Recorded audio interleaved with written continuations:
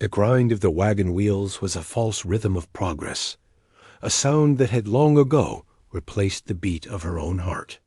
Now it had stopped. The silence that followed was louder, heavier than any noise Elara had ever known. It pressed down on the vast, empty plains, on the shoulders of the weary settlers, and most of all, on her. Jedediah, the wagon master, dismounted from his horse, his boots thudding in the dust with a sound of finality. He walked to the back of her small, pathetic wagon, its rear axle splintered like a broken bone. He didn't need to inspect it. He had been waiting for this. He kicked one of the wheels, a gesture of pure contempt. "It's done," he announced to the silent assembly. The axles snapped clean through. "We're not wasting a day trying to fix it." Elara stood beside the wagon, her hand resting on the small shoulder of her brother. Finn, the boy, all of 7 years old, hadn't spoken a word in the 6 months since the fire. His eyes, wide and dark, were fixed on Jedediah's face, absorbing the man's cruelty like dry earth absorbs a bitter rain. Elara's own leg ached, the old injury throbbing in protest of the long days of walking beside the cart. It was this limp, this visible mark of her imperfection, that Jedediah focused on now. "We're shedding dead weight," he said, his voice carrying across the wagon circle. He looked directly at Elara, his gaze sweeping over her patched dress, her worn-out boots, her useless leg. "She can't keep pace. The boy's a ghost. They're a burden we can't afford to carry." A murmur went through the small crowd of families. Eyes darted towards her, then away. Shame was a living thing, thick and suffocating in the afternoon sun. These were people she had shared bread with, whose children she had told stories to. Now they were strangers, their faces hard and closed. "You can't just leave us," Elara said, her voice quiet but clear, a small stone against a rising tide of injustice. "There's nothing out here." Jedediah laughed, a short, ugly sound. "That's not my concern. My concern is getting the rest of these good people to the valley before the first snow. We can't do that dragging anchors." He turned to the others. "Anyone want to give up their space for a cripple and a mute? Anyone want to share their rations?" Silence answered him. It was a verdict. Finn's hand tightened in hers. He didn't make a sound, but she could feel the terror shaking his small frame. This was it. This was the end of the road. Jedediah gestured for the train to prepare. "We move out in 5 minutes." The words were a death sentence. The world narrowed to the dust motes dancing in the sunlight.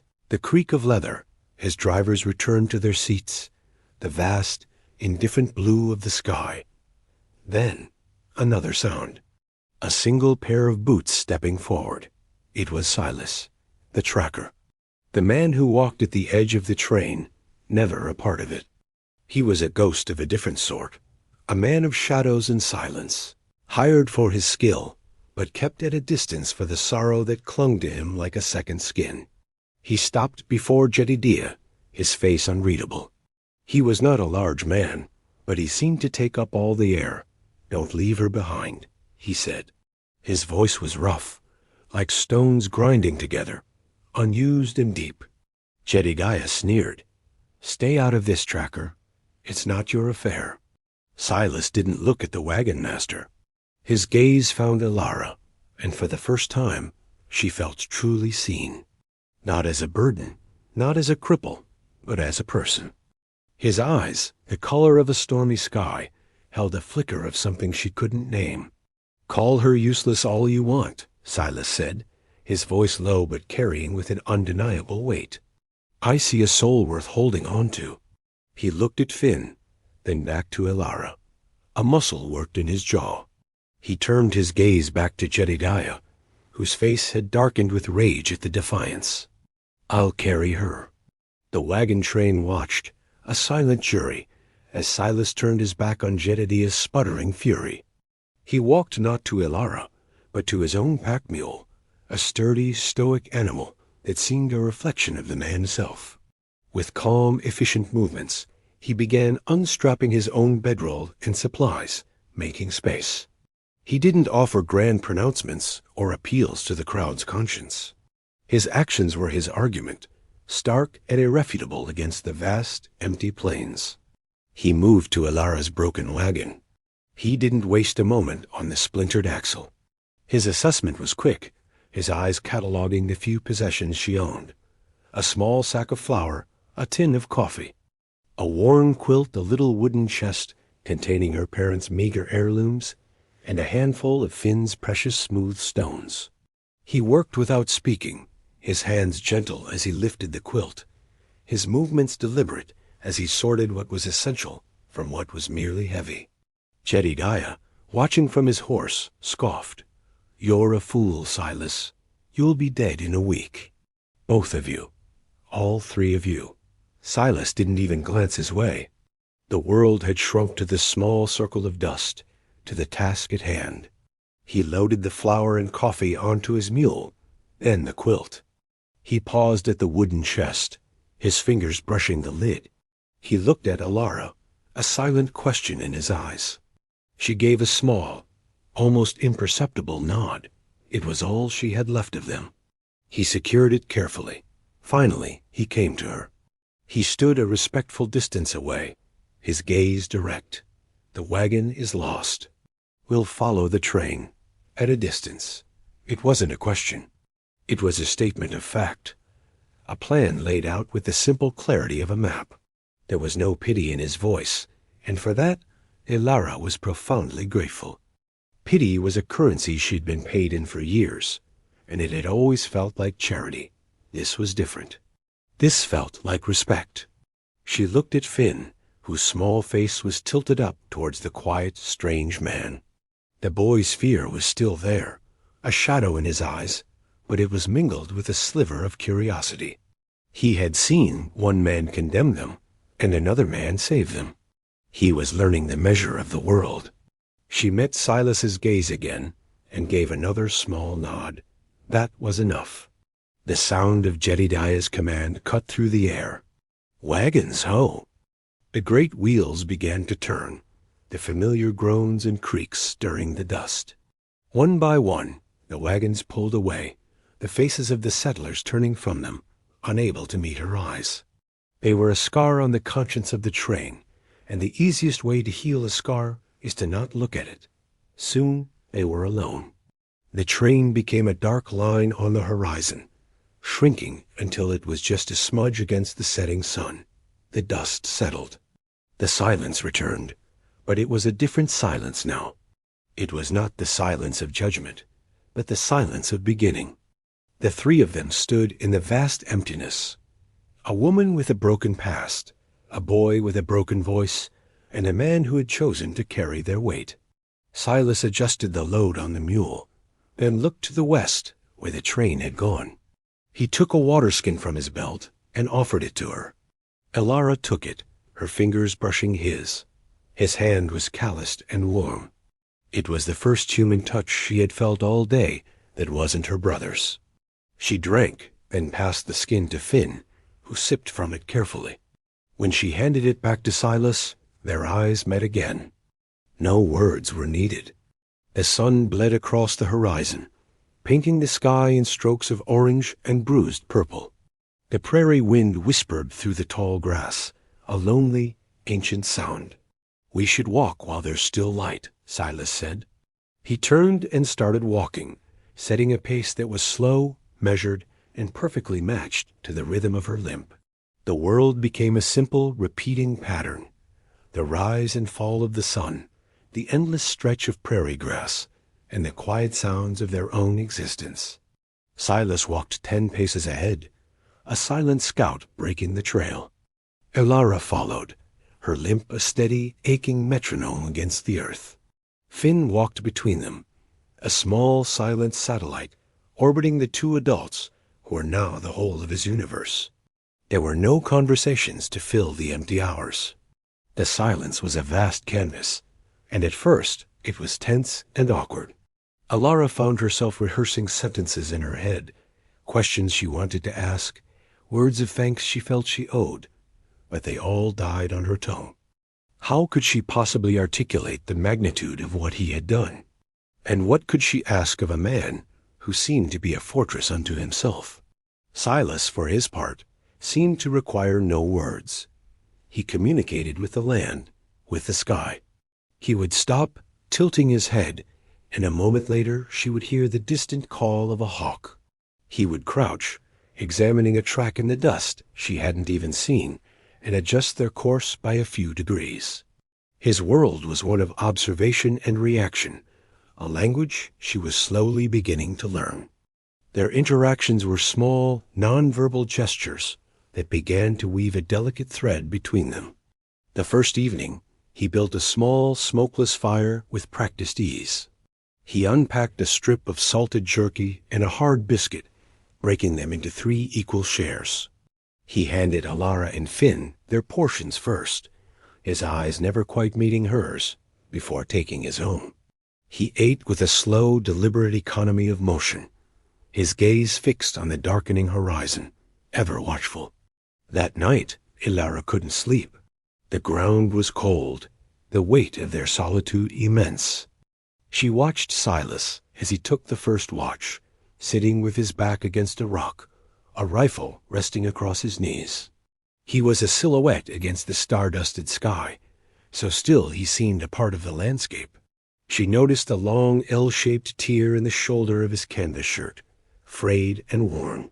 Taking out her small sewing kit, one of the few things she had, insisted on keeping, she found a needle and a spool of dark thread. By the faint light of the dying embers, her fingers, though stiff with cold, moved with the familiar, comforting rhythm of the mending stitch. It was a small act, a quiet rebellion against the brokenness of their world. She couldn't fix her wagon, her leg, or her brother's silence, but she could mend this tear. When she was done, she folded the shirt neatly and left it on his bedroll. She was asleep before he took notice. The next morning, he was wearing the mended shirt. He said nothing of it. He didn't acknowledge the careful, even stitches. But as he handed her a cup of hot, bitter coffee brewed in a tin pot over the fire, his fingers hesitated for a fraction of a second when they brushed against hers. In the vast, silent prairie, it felt as loud as a shout.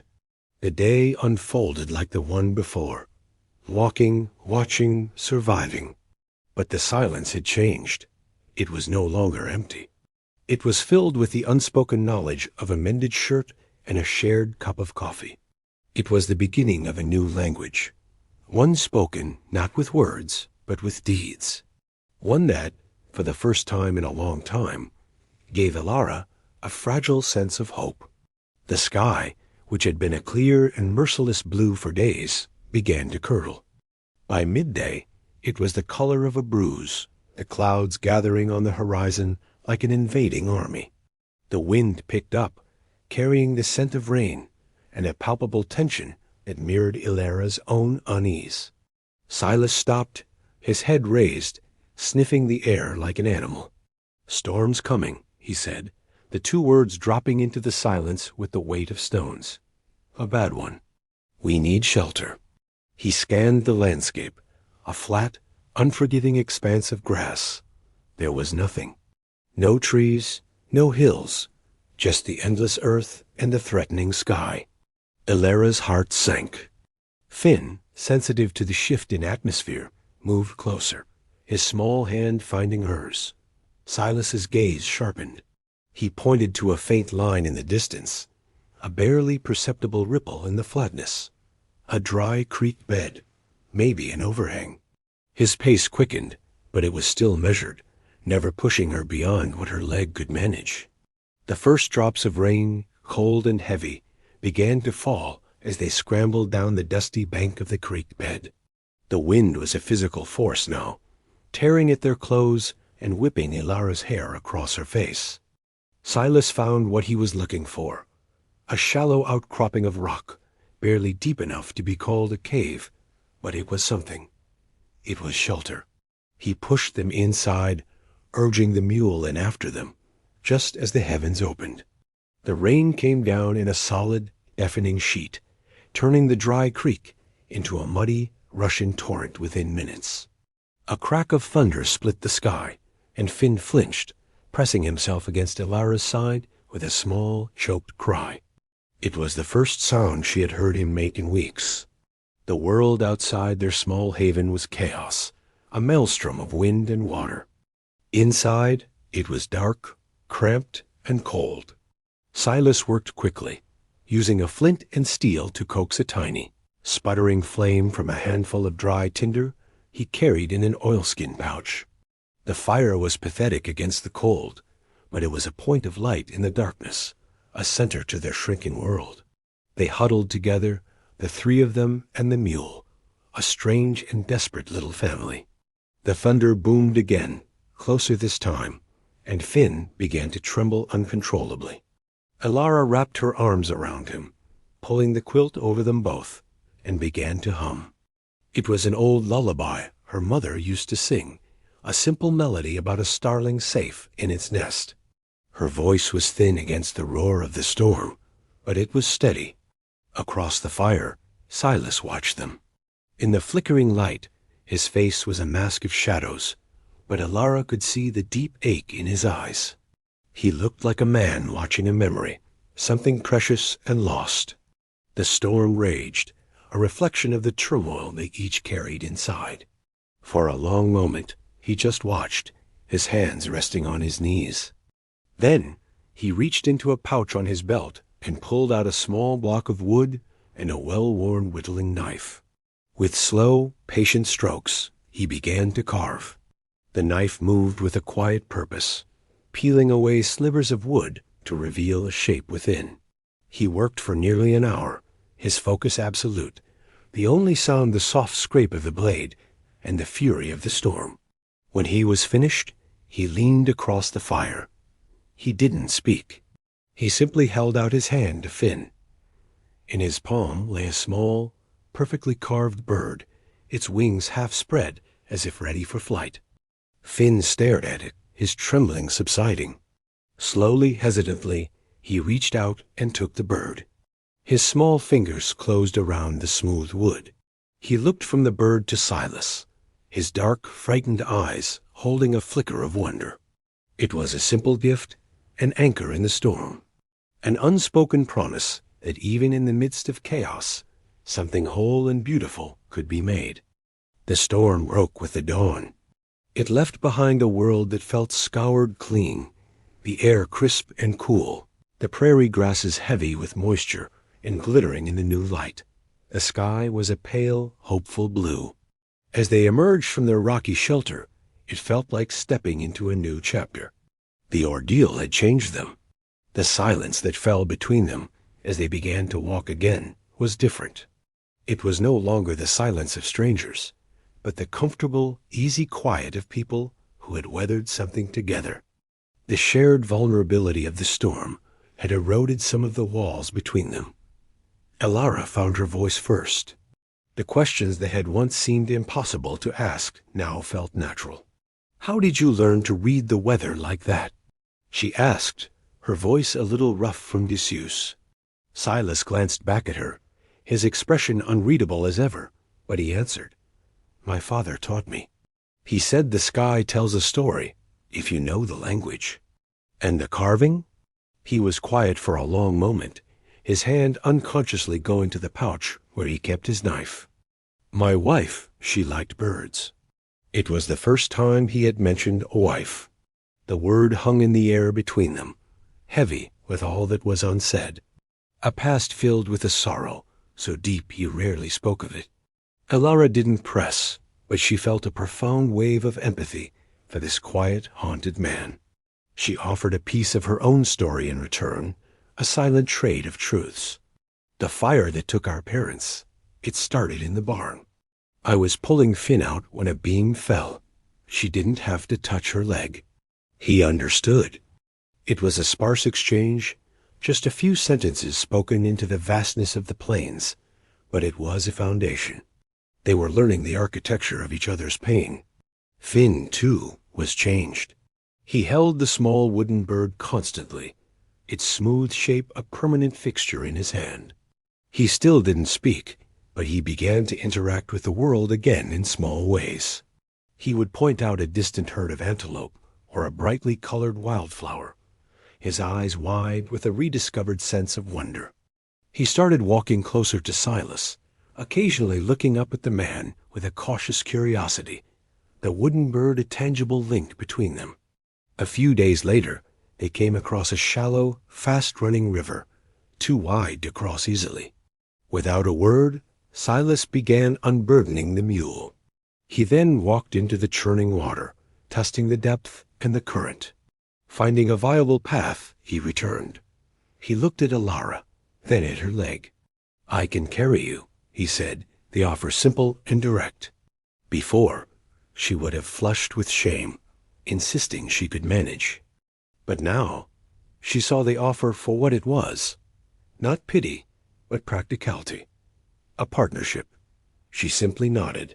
He lifted her as if she weighed nothing, his arms strong and steady. One arm was securely around her back, the other beneath her knees. For a moment she was pressed against his chest, the scent of leather, rain, and wood smoke filling her senses. Her heart hammered against her ribs.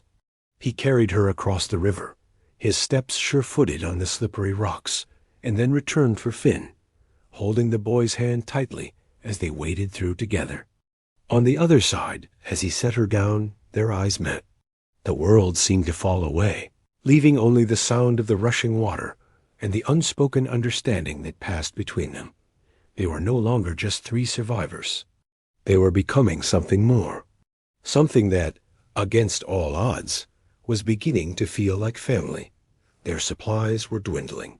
The flour was a dusting in the bottom of the sack, the jerky gone, the coffee, a precious few beans saved for the coldest mornings. Hunger became a quiet, constant companion. One afternoon, Silas stopped, pointing to a set of faint tracks in the soft earth. "Rabbit," he said. "A few of them. They have a warren nearby." He looked at Elara. "I can teach you to set a snare. It's a useful skill." She nodded eagerly, grateful for the chance to contribute, to be more than just the one who was protected. He showed her how to find a game trail, a narrow path in the grass, invisible to her untrained eye. He gave her a length of cord from his pack, and with his large, calloused hands guiding her smaller ones, he demonstrated how to tie the slip knot, how to bend a young sapling to create the tension, how to place the trigger stick just so. His instruction was patient and clear. His proximity as he leaned over her, his voice a low murmur near her ear, sent a shiver through her that had nothing to do with the cool breeze. They worked together, a silent, focused team. He showed her how to make 3 different snares, and she proved to be a quick study, her nimble fingers easily replicating his knots. Her observant nature, honed by years of watching from the sidelines, made her adept at seeing the subtle signs of the trail he pointed out. He seemed to notice, a brief, approving glint in his eyes. "You have a good eye," he commented, the praise simple and unadorned, and for that reason it warmed her more than any fire. They set their traps and made a cold camp nearby, waiting. The waiting was a different kind of silence. It was filled with anticipation, a shared hope that was a fragile, living thing between them. As dusk settled, Silas sat whittling again, not a bird this time, but a small, 4-legged creature. Finn sat beside him, watching the form of a wolf or a coyote emerge from the wood, his attention absolute. Elara found herself simply watching the two of them, the quiet man and the silent boy, connected by the simple magic of a sharp knife and a piece of wood. The sight filled a hollow place in her chest she hadn't known was there. The next morning, their patience was rewarded. One of the snares won. Elara had set herself held a plump rabbit. A surge of pride and relief washed over her. It was more than just a meal. It was proof of her own capability, a feeling she hadn't experienced in a very long time. Silas gave her a small, rare smile that transformed his stern features. "Good work," he said. That evening, the smell of roasting meat filled the air. The meal was a feast, a quiet celebration of their shared competence. They ate slowly, savoring every bite. As they finished, Finn did something remarkable. He held up his little wooden bird, then pointed to the remains of the rabbit, then looked directly at Silas. He tapped his own chest twice, a gesture they had seen other settlers use. A clear, unmistakable sign for thank you. It was the most he had communicated in months. Elara's breath caught in her throat. Her eyes met Silas's over the crackling flames. The look that passed between them was thick with a powerful, unspoken emotion. It was more than gratitude. It was a recognition of the profound bond that was growing in this desolate wilderness, nurtured by shared hardship, mutual respect, and the simple, life-affirming act of providing for one another. The slow burn of their connection had found its fuel, and the night seemed a little warmer, a little brighter, because of it. The peace they had carefully constructed was fragile as a bird's egg. The prairie was not empty. It held dangers that were patient and hungry. They found the tracks a little after sunrise, not animal prints. These were the scuffed marks of worn-out boots, made by two men walking unsteadily. Silas crouched, studying the signs with an intensity that made the hairs on Elara's arms stand up. "They're desperate," he murmured, his voice low and grim. "Moving without purpose. Probably lost from a different train. Desperate men are dangerous." He stood, his hand resting almost unconsciously on the stock of his rifle. "We'll go around them, wide." He altered their course immediately, heading southeast, moving with a new urgency. The sky was a hard, bright blue, the sun relentless. The world felt exposed, with nowhere to hide. For hours they walked, the tension a tight cord pulling between them. Silas's eyes never stopped moving, scanning the horizon, the dips in the terrain, the shadows that could conceal a threat. Elara found herself doing the same, her gaze sweeping the landscape, her senses on high alert. It was she who saw it first. Not the men themselves, but a flicker of reflected light from a high ridge to their left. It was out of place, a shard of broken glass in a sea of green and brown. "Silas," she said, her voice barely a whisper.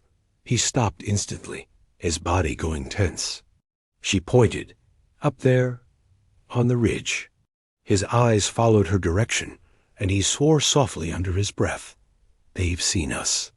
The men appeared on the ridge, two ragged figures silhouetted against the sky. Even from a distance, their desperation was a palpable thing.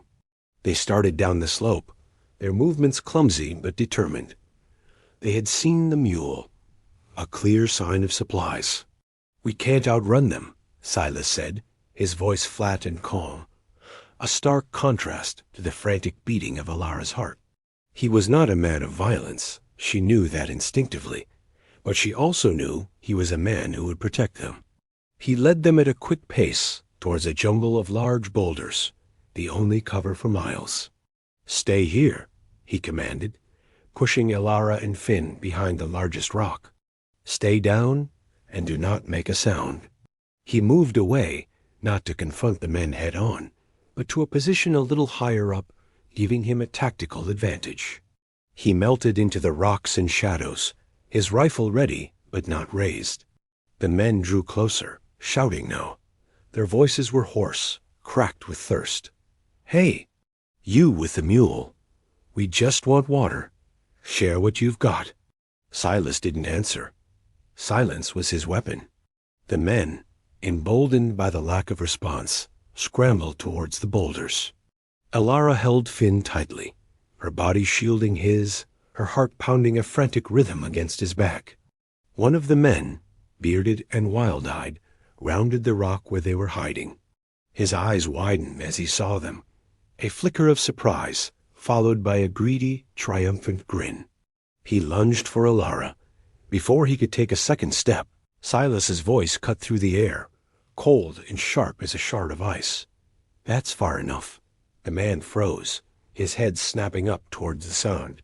He couldn't see Silas, who was perfectly concealed. "Show yourself."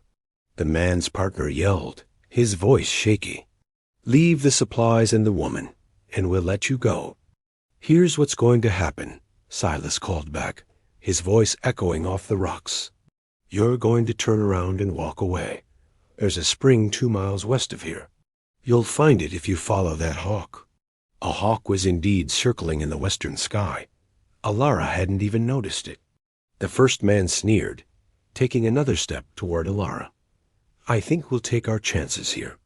In the split second that followed, there was a deafening crack. Not the full-throated roar of a rifle shot, but the sharp, whip-like sound of a bullet striking rock. A chip of stone exploded from the ground, an inch from the man's boot. He yelped and jumped back, his face pale with shock. "The next one won't miss," Silas's voice promised, utterly devoid of emotion. "Now walk." The two men stared at each other, the bravado draining from them. They were desperate, but they weren't suicidal.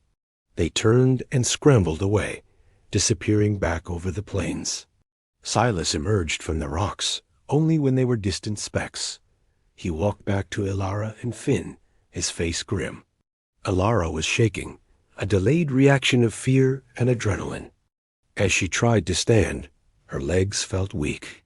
She stumbled, and Silas reached out instantly, his hand closing around her arm to steady her. The touch was firm, grounding. It sent a jolt of warmth through her, chasing away the cold fear. For a long moment they stood there, his hand on her arm, the silence of the prairie rushing back in to fill the space left by the violence. In his eyes, she saw not the hardness of a killer, but the fierce, unwavering resolve of a protector. They found the cabin 3 days later, nestled in a small, sheltered hollow by a copse of cottonwood trees. It was a ghost of a home, long abandoned. The door hung on one hinge, and the roof had a hole gaping open to the sky, but the 4 log walls were solid, and the stone hearth was intact. It was a sanctuary. For the first time in weeks, they had a roof over their heads, a defense against the wind and the vast, lonely darkness of the prairie night. The cabin seemed to work a quiet magic on them. The simple act of inhabiting a domestic space, of having a place to return to at the end of the day, shifted their dynamic once more. They were no longer just passing through the wilderness. They were building a temporary life within it. Their days fell into a new rhythm, one of repair and renewal. Together, they patched the hole in the roof with sod and branches. They chinked the gaps in the log walls with mud and grass. Silas, with his practical skill, repaired the broken door, while Elara, with her eye for detail, swept the packed earth floor clean and washed the grime from the single window pane. They worked in a comfortable silence, each anticipating the other's needs, a silent dance of shared purpose. These were symbolic acts, a mending of their shelter that mirrored the mending of their own broken lives. They were not just rebuilding a cabin. They were rebuilding a sense of home. One evening, after a simple meal of forage roots and greens, Elara sat by the fire, rubbing her aching leg. The long weeks of walking had taken their toll, and the dull, persistent throb had become a sharp, biting pain. She tried to be discreet, but Silas noticed everything. He watched her for a moment, his brow furrowed with concern.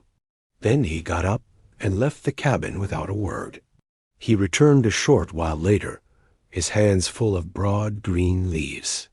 He knelt before the hearth, crushing the leaves with a stone until they formed a dark, fragrant paste. "Yarrow," he said, his voice soft. "It helps with the pain." He looked at her, a question in his eyes. It would mean him touching her, an intimacy that went beyond a steadying hand or a shared task. She hesitated for only a second before nodding, pulling up the hem of her dress to expose her calf and the gnarled, pale scar above her ankle. He moved in front of her, his presence filling the small space. He dipped his fingers into the paste, and she braced herself. But his touch was unbelievably gentle. His calloused fingers, so capable with a knife or a rifle, moved with a surprising tenderness as he spread the cool poultice over her hot inflamed skin. The gesture was profoundly intimate, more so than any kiss. It was an act of quiet, selfless care. He worked in silence, his focus entirely on the task. Elara watched the firelight play over his bent head, the serious set of his jaw, the unexpected gentleness in his hands. A powerful wave of emotion washed over her gratitude, affection, and something deeper, something she was afraid to name. When he was finished, he wrapped her leg in a clean strip of cloth from her sewing kit. He met her gaze, his own eyes dark and serious in the firelight. "You need to rest it," he said. "We can stay here a few more days." It was a decision made for her, an acknowledgement of her pain and a quiet insistence on her well-being. In that moment, kneeling before her in the warm glow of the fire, he was not just a protector or a provider. He was her partner. And in the quiet solitude of the abandoned cabin, Elara knew, with a certainty that settled deep in her bones, that she was falling in love with him. The world they had built in their sheltered hollow was destined to be breached. They were a week into their stay at the cabin, a week of healing and quiet connection, when the riders appeared on the ridge. It was not a pair of desperate drifters this time, but a larger group, and at their head was a man whose arrogant posture was unmistakable even from a distance. Jedediah. Elara's heart seized. It was as if a ghost from a past life had returned to haunt them. Silas saw them at the same time. He moved instantly, placing himself between the cabin door and the approaching party, a silent, solid wall. Finn, who had been playing by the creek, ran to Elara's side, his small hand gripping her dress, the old fear returning to his eyes. The wagon train had not fared well. The wagons were dirt-caked, the canvas covers torn. The people looked gaunt and exhausted, their faces etched with the consequences of poor leadership. Jedediah had led them into a box canyon, wasting days, and then had struggled to find a reliable source of water. His arrogance had been no match for the unforgiving land. He rode up to the cabin, his eyes taking in the repaired roof, the neatly stacked firewood, the thin curl of smoke rising from the chimney. His gaze fell on Elara, standing in the doorway with Finn, and then on Silas, who stood before them, unmovable. Jedediah's face, already dark with failure, contorted into a mask of pure, humiliated rage. He had left them for dead, expecting the prairie to swallow them whole. To find them not just alive, but thriving in a small pocket of stability, was an unbearable insult to his pride. "Well, look at this," Jedediah sneered, his voice dripping with venom. "The tracker playing house with the dead weight. I should have known you'd be a scavenger, Silas. Find a place someone else built and claim it as your own." Silas didn't rise to the bait. His expression remained unchanged, his silence a more powerful rebuke than any angry words. "What do you want, Jedediah?" he asked, his voice flat. "Water," one of the other men called out, his voice hoarse. "For God's sake, man, our children are thirsty." Jedediah shot the man a look that could kill. He dismounted, striding toward Silas with a proprietary air, as if he still held any authority. "This train is under my command," he declared. "That includes you, Tracker. You were hired to guide us. Now you'll do your job, and any supplies you've hoarded here belong to the train." He gestured dismissively toward Elara. "She can cook for the women." The audacity of the man was breathtaking. He sought to re-establish the old order, to put them back in the boxes he had assigned them, the servant, the burden, the voiceless child. He saw their survival not as a testament to their strength, but as a resource for him to exploit. Silas didn't move a muscle. "I don't work for you anymore," he stated simply, "and nothing here is yours." Jedediah's face turned a blotchy red. "I gave the order to leave you. I can give the order to take what we need by force." He looked back at the other settlers, expecting their support. But something had changed. The other families looked on, their expressions a mixture of desperation and shame. They had seen where Jedediah's leadership had brought them. They had witnessed his cruelty firsthand. And now they were looking at the quiet, undeniable strength of the two people he had cast aside. The seeds of rebellion, planted weeks ago in a cloud of dust, were beginning to sprout. A tense silence fell over the hollow, broken only by the whisper of the wind in the cottonwoods. It was the precipice of a final confrontation, a battle not of fists or guns, but of will. The air crackled with unspoken violence. Jedediah, incensed by Silas's quiet defiance, took a step forward, his hand dropping to the handle of the whip, coiled at his belt. It was a tool of intimidation he had used on the oxen, and occasionally, his glare promised, on men who displeased him. "You forget your place, tracker," he spat. "You're hired help. Now stand aside." Silas remained where he was, a rock against which Jedediah's fury would break.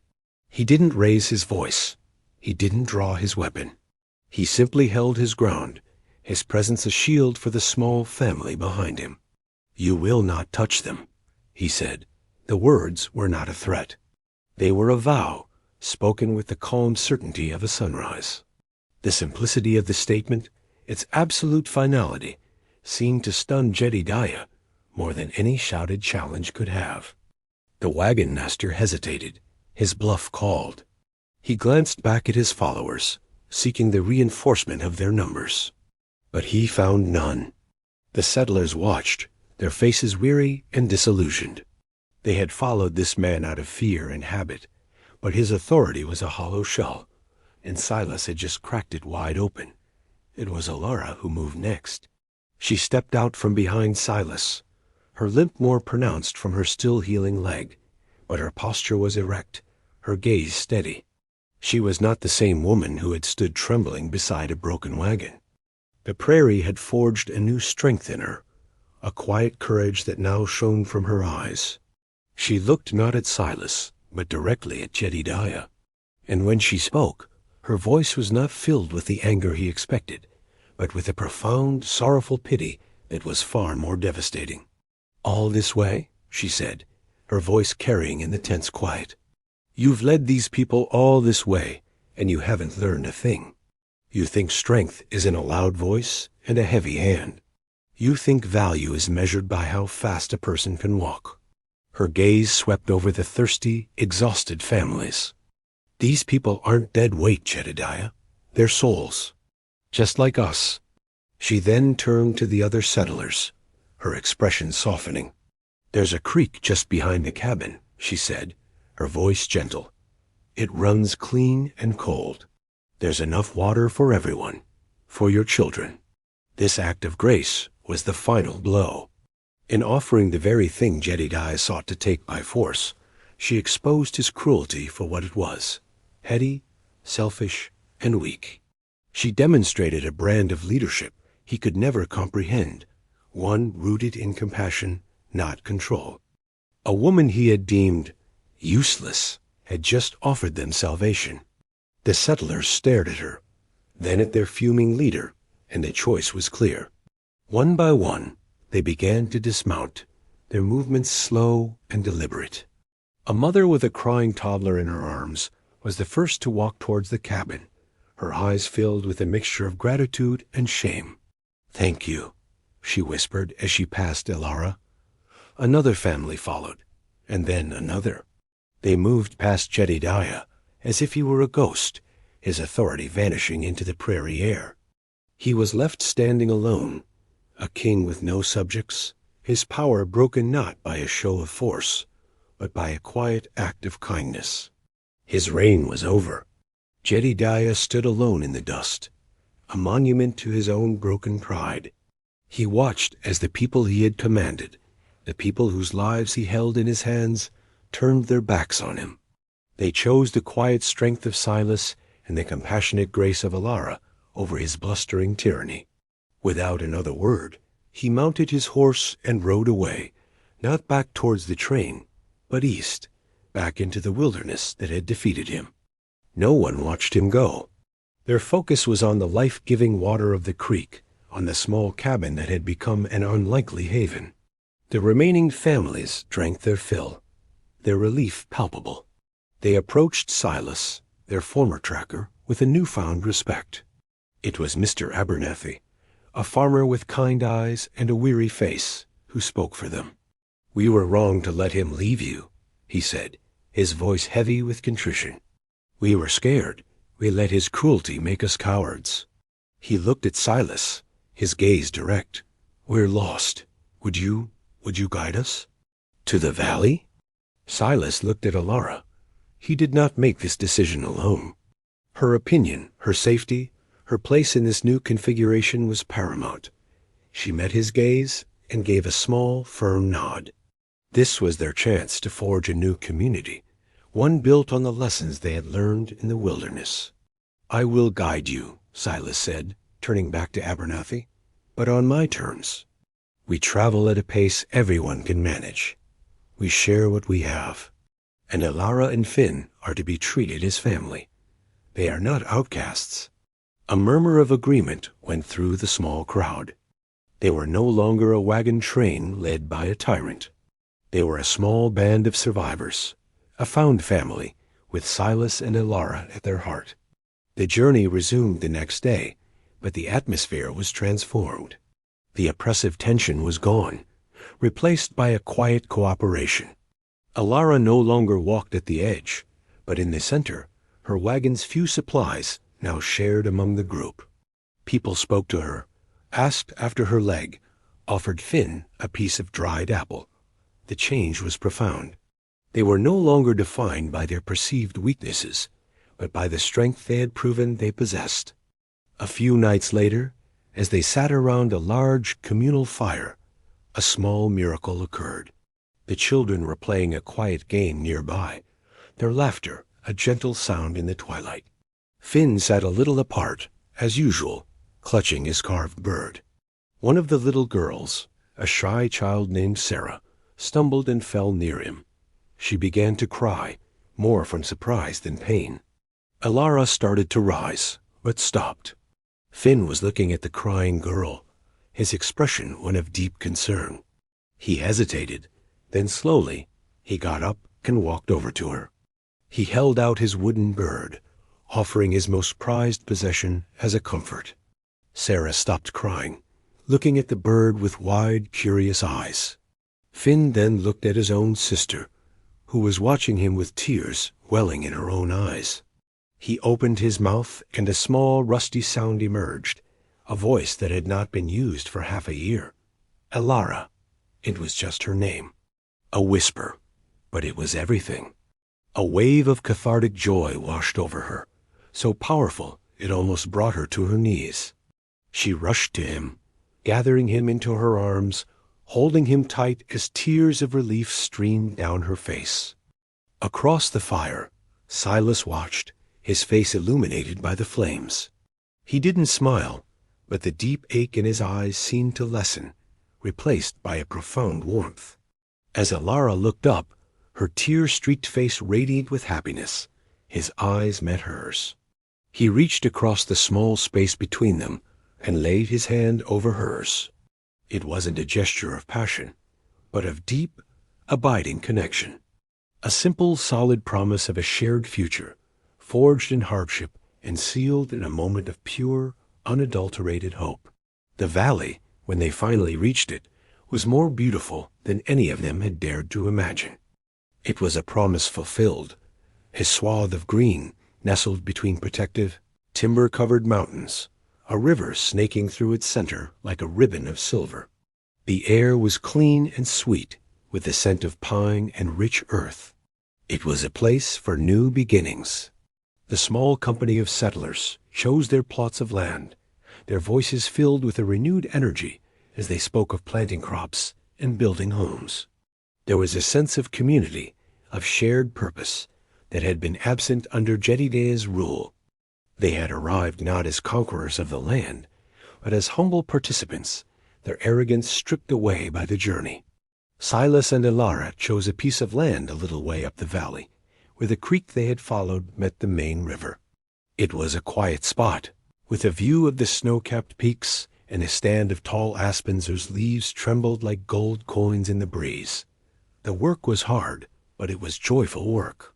With the help of the Abernethys and other families, they raised the walls of a small, sturdy cabin. Silas, with his skill for building things to last, notched the logs with precision.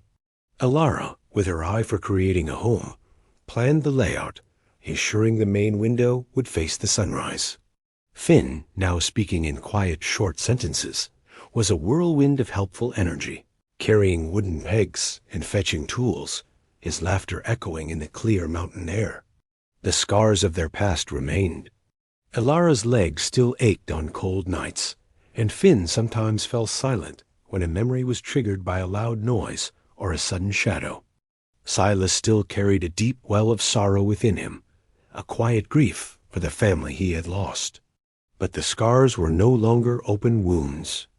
They were a part of who they were, a reminder of the resilience of the human spirit. They were healing together. Months passed. The cabin was finished, a curl of smoke perpetually rising from its stone chimney. A small garden was tilled and planted. The harshness of the journey faded into memory, replaced by the gentle rhythm of a life being built. One evening, as twilight settled over the valley like a soft, lavender-hued blanket, Elara and Silas sat on the porch of their new home. They didn't speak, but the silence between them was rich and full, woven with unspoken love and deep contentment. Silas was carving, his knife moving with its familiar, patient grace. He was not carving a bird or a wolf this time, but three small figures intertwined. A man, a woman, and a small child standing between them. Finn was playing in the meadow below, chasing fireflies as they began to blink in the growing dark. He was no longer a ghost. He was a boy full of life and wonder. Elara leaned her head against Silas's shoulder, a comfortable, familiar gesture. He paused in his carving and put his arm around her, holding her close. They watched their boy, their son in all but blood, dance in a field of wildflowers as the first stars appeared in the vast, peaceful sky. Their journey had begun with an act of cruelty that had cast them out, but it had ended with an act of love that had brought them home. It's a strange truth, isn't it, that sometimes the things that are broken become the strongest? That a soul deemed useless by the world can hold the very thing the world needs most. A heart willing to carry another's burden. What burdens are you carrying today, and who might you be overlooking that has the strength to help you bear them? If this story moved you, please follow our channel for more tales of the heart and the untamed frontier.